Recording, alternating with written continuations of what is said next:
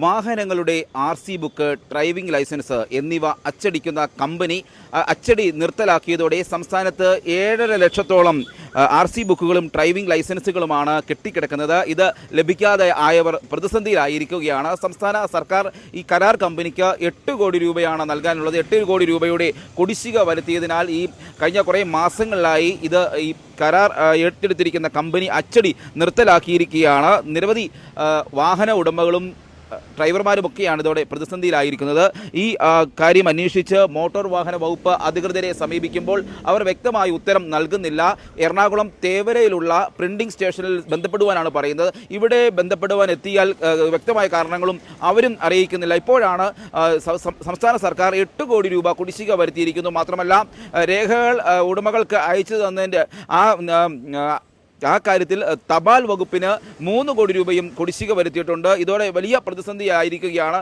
7.5 ലക്ഷത്തോളം RC ബുക്കുകളും driving ലൈസൻസുകളുമാണ് ഇപ്പോൾ ലഭിക്കാനുള്ളത്, നിരവധി ആളുകൾക്ക് ലഭിക്കാനുള്ളത്. കഴിഞ്ഞ നവംബർ മാസം 16-നാണ് കുടിശ്ശിക ആയതിനെ തുടർന്ന് ഈ ഡ്രൈവിംഗ് ലൈസൻസിൻ്റെ അച്ചടി നിർത്തലാക്കി. പിന്നീട് ഒരാഴ്ചയ്ക്ക് ശേഷം RC ബുക്കുകളുടെ അച്ചടി നിർത്തലാക്കുകയും ചെയ്തു. ഇതിൽ എടുത്തു പറയേണ്ട ഒരു കാര്യം, ഡ്രൈവിംഗ് ലൈസൻസ് പരിശീലനം നടത്തി പൂർത്തിയായ ആളുകളിൽ നിന്നും ഈ RC ബുക്ക് ലഭിക്കേണ്ട ആളുകളിൽ നിന്നുമൊക്കെ 245 രൂപ വീതം വാങ്ങിയതാണ്. ഇതിൽ പ്രിന്റിംഗ് കാർഡിന്, അതായത് PVC രൂപത്തിലാക്കുന്ന കാർഡിന് മാത്രം 200 രൂപയും തപാൽ ചാർജായി 45 രൂപയ്ക്കും ഒക്കെയാണ് വാങ്ങിയത്.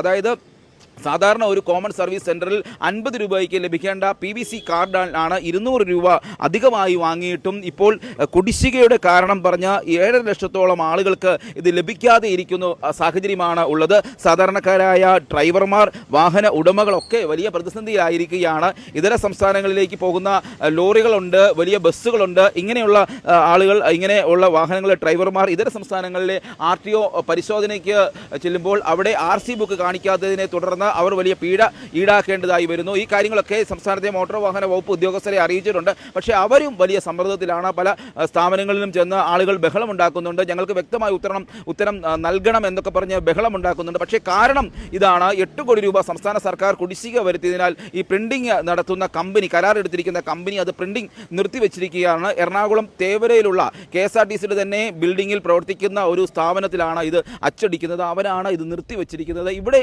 എത്തിയ ആളുകൾ കാര്യങ്ങളൊക്കെ ചോദിക്കുന്നുണ്ട്. പക്ഷേ അവിടെയും ഇവർ കൃത്യമായ ഉത്തരം നൽകാത്തതിനാൽ പ്രതിഷേധമൊക്കെ ഉണ്ടായിരുന്നു. കഴിഞ്ഞ കുറേ മാസങ്ങളിലായി ഇത് തുടരുകയാണ്. അതുമാത്രമല്ല, ഈ വാഹനം ഉപയോഗിക്കുന്ന ആളുകൾ അവരുടെ വാഹനങ്ങളുടെ പെർമിറ്റ് എടുക്കുന്നുണ്ട്, വാഹന കൈമാറ്റം വരുന്ന കാര്യങ്ങളുണ്ട്, ടെസ്റ്റ് തുടങ്ങിയ കാര്യങ്ങളിലൊക്കെ RC ബുക്ക് ലഭിക്കാതെ ആകുന്നതോടെ അവരും പ്രതിസന്ധിയിലായിട്ടുണ്ട്. മാത്രമല്ല, ഈ പഴയ വാഹനങ്ങൾ റീടെസ്റ്റ് നടത്തിയതിന് ശേഷം അത് പിന്നീട് ഈ PVC രൂപത്തിലുള്ള കാർഡുകളാണ് അവർക്ക് ലഭിക്കുക. അങ്ങനെയുള്ള ടെസ്റ്റ് നടത്തിയ ആളുകളും അത് കാത്തിരിക്കുകയാണ്. പല ആവശ്യങ്ങൾക്കും വേണ്ടിയും വാഹനം കൈമാറ്റം ചെയ്യേണ്ട സാഹചര്യം ഉണ്ടാകുമ്പോൾ ഈ RC ബുക്ക് ഇല്ലാത്തതിനാൽ അത് വലിയ പ്രതിസന്ധി നേരിട്ടുകൊണ്ടിരിക്കുന്ന കാര്യമാണ്. എന്നാൽ സംസ്ഥാന സർക്കാർ അല്ലെങ്കിൽ ഗതാഗത വകുപ്പ് ഈ കാര്യത്തിൽ ഒരു വ്യക്തമായ തീരുമാനം അല്ലെങ്കിൽ നടപടി ഇതുവരെ അറിയിച്ചിട്ടില്ല. ഇത്ര രൂപ കടമായി, 8 കോടിയോളം രൂപ കടമായിട്ടും ഇത്രയധികം ആളുകൾക്ക് RC ബുക്കും ഡ്രൈവിംഗ് ലൈസൻസും ഒക്കെ ലഭിക്കാതെ സാമ്പത്തിക പ്രശ്നമെന്ന് പറയുമ്പോൾ പോലും എന്താണ് ഇതിന് സംഭവിച്ചത് എന്നൊരു വ്യക്തമായ കാര്യം ഗതാഗത മന്ത്രിയോ ഗതാഗത വകുപ്പ് സെക്രട്ടറിയോ ഒന്നും അറിയിച്ചിട്ടില്ല.